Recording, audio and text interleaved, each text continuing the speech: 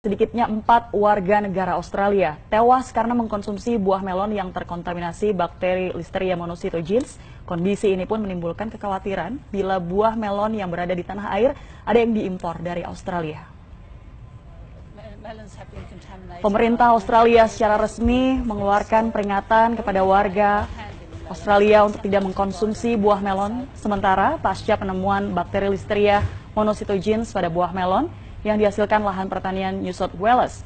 Bakteri Listeria berbahaya bagi manusia dalam kondisi fisik lemah, seperti ibu hamil dan juga anak-anak. Seperti pasien yang menderita demam karena bakteri Listeria meninggal dunia.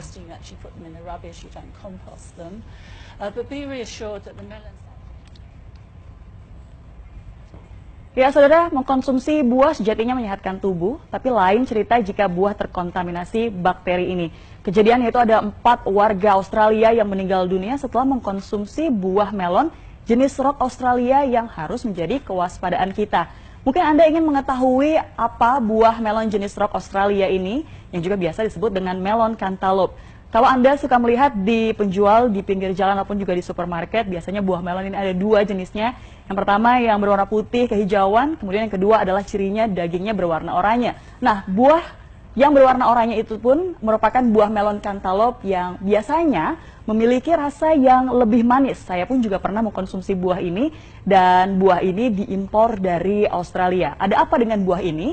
Beberapa hari lalu, saudara, Badan Kesehatan Australia mengumumkan ada 4 warganya yang meninggal dunia setelah mengkonsumsi melon jenis ini.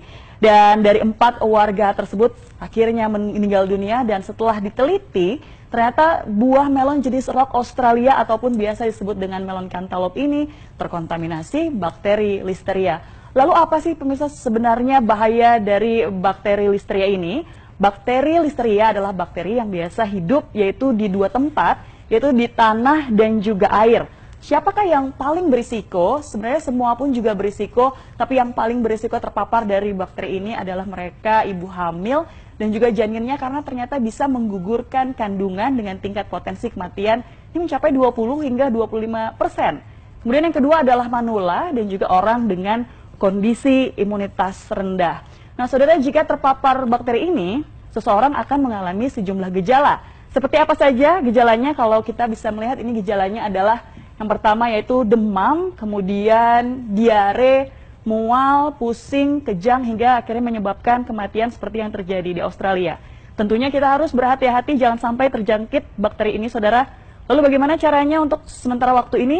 Jangan mengkonsumsi melon jenis rock Australia atau biasa disebut dengan melon cantaloupe.